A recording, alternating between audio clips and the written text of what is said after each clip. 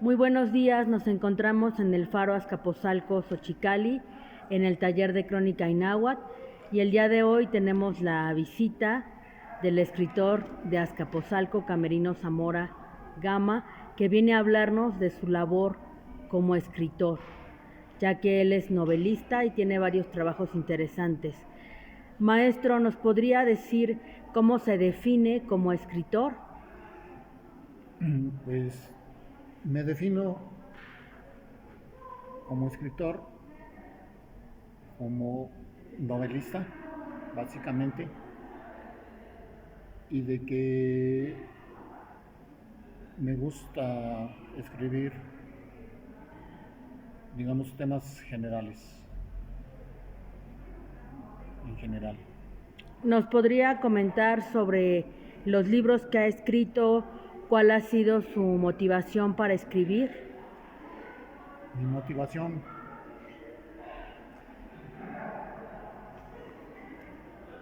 mi inspiración, me he dado cuenta, porque me llega de sorpresa, me llega en alguna situación que veo en la vida diaria, eh, en algunas escenas de unas películas. ¿Qué películas? Por ejemplo, él que dirigió eh, el español Luis Buñuel. Luis Buñuel y como actor Arturo de Córdoba, me inspira ese, ese tema psicológico incluso. Posteriormente, ojalá y haga una de ese tema. ¿Nos puede contar en específico qué libros ha escrito y exactamente sobre qué temas? He escrito sobre crónicas del movimiento de 68, lo que no les platican, los 73 días antes del 2 de octubre. ¿Qué nos puedes decir de esos 73 días, ahorita que estamos en la víspera del 2 de octubre y conmemorando la lamentable fecha del 26 de septiembre de Ayotzinapa? Los 73 días previos al 2 de octubre fueron muy fuertes. No es solamente 2 de octubre. Fueron días de sangrientos, de raptos, de golpes. Comenta nada más eh, el gobierno sus verdades históricas, entre comillas, el puro 2 de octubre. Y nos ponen como 26 difuntos. Pero no. Esos 73 días, con lo histórico que yo recopilo, fueron muchísimos más. En esos 73 días, otra vez, desaparecidos, golpeados, metidos en la cárcel. Es una historia muy fuerte. Aterradora. Aterradora. Así es. Muy bien, usted que domina el género de la novela, para los estudiantes del taller y todo el público que nos sigue en las redes sociales, ¿podría ahondar un poco en la diferencia desde la visión del escritor entre el cuento y la novela? Es muy diferente eh, la novela y el cuento. En la novela nos podemos desplayar tantas hojas o páginas como quieramos.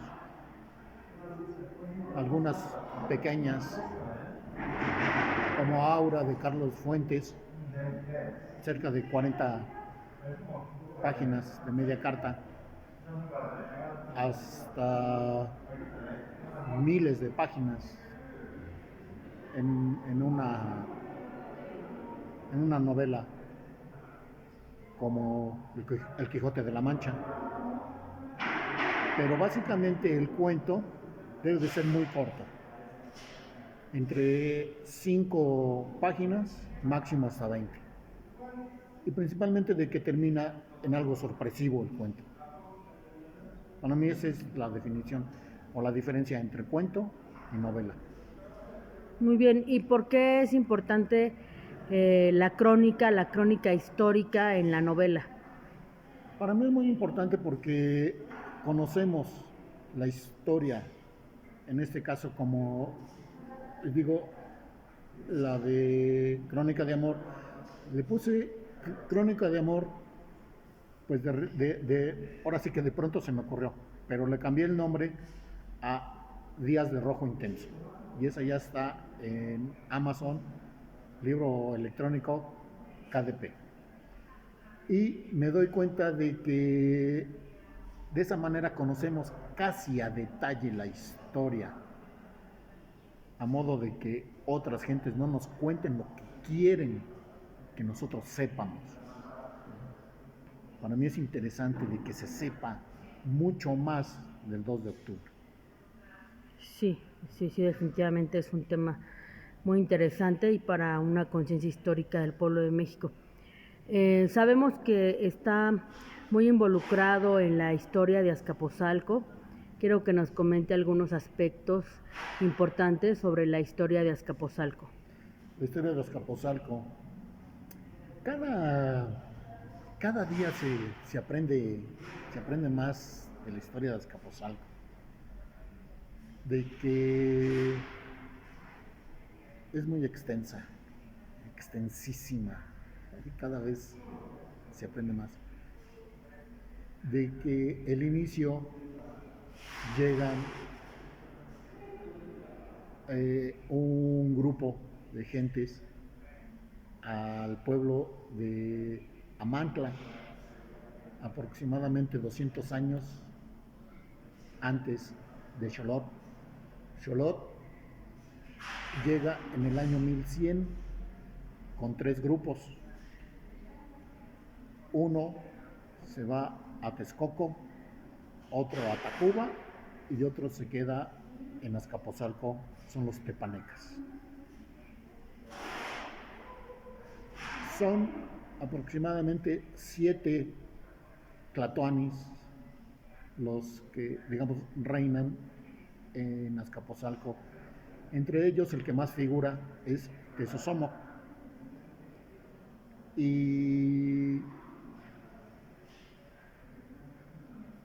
Pero incluso antes, es lo que les digo, que cada vez se encuentran cosas más, es de que acabo de entrevistar a unas personas en la delegación Contreras, de que nos hablan de que también allá hubo influencia tepaneca por el año 1250. Entonces ellos son los papás y los abuelos de Tezosomoc. Por eso les digo que cada vez se aprende más. Azcapotzalco es infinitamente sorpresiva. Tuvo influencia en toda la zona metropolitana, lo que es ahora la zona metropolitana. Tezosomoc ya domina toda la zona metropolitana. El papá de Tezosomoc es el que le da permiso a los antes aztecas, después tenochcas y al último se dijeron mexicas. Y entonces los primeros aztecas son los que le piden permiso al papá de Tezosomoc para permanecer un tiempo en Chapultepec y después los mandan a otro sitio lleno de víboras y sorpresivamente los aztecas se comen a las víboras y posteriormente ven el águila parada en un opal, en un islote, y a partir de esas fechas es cuando inicia la creación de la ciudad de Tenochtitlan. Muy interesante todo esto que nos comentas. Pero volviendo a tu trayectoria como escritor, ¿nos puedes comentar algo sobre tu novela El perro negro? El perro negro fue eh, una novela, eh, ahora sí que me salió de mi imaginación, porque unas personas del Canal 11 me hicieron el comentario de que hiciera una novela sobre los perritos, ya que están de moda. Y dije, bueno, pues entonces intentaré hacer una novela de un animalito de esos, ahora de los llamados perrijos. Y pues me salió esta novela.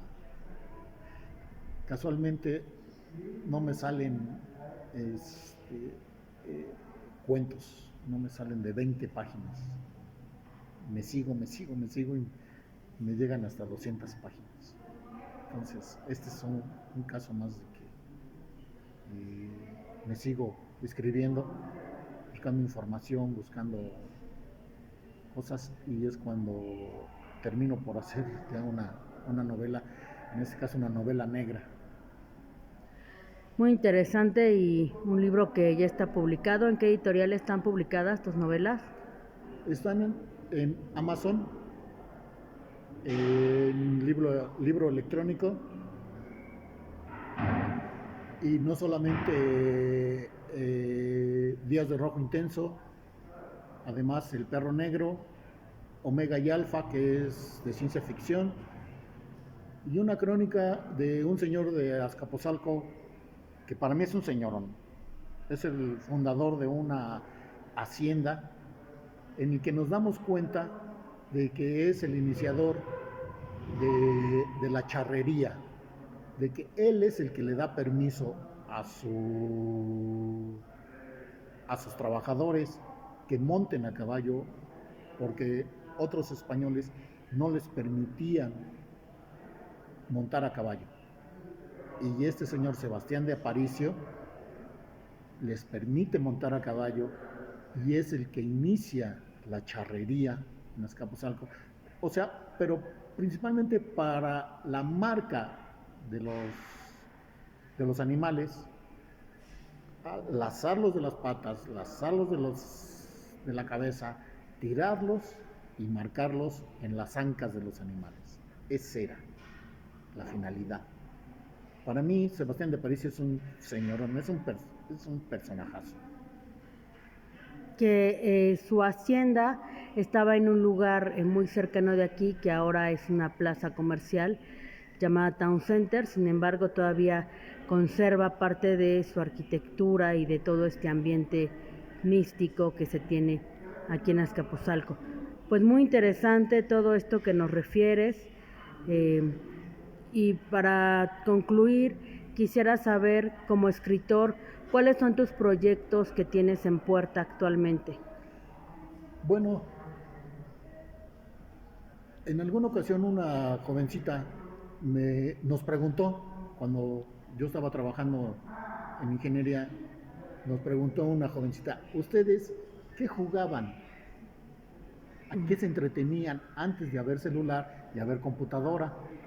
Les platicamos, éramos como 4, 5 personas mayores, y le platicamos nuestros juegos, y precisamente ese es otro de los libros que estoy a punto de publicar, anécdotas de cuáles eran nuestros juegos, cómo eran nuestros juegos, nuestra imaginación. No necesitábamos un juego, no necesitábamos un objeto, nosotros mismos hacíamos nuestros objetos. Incluso jugábamos con las manos en las sombras, en la pared.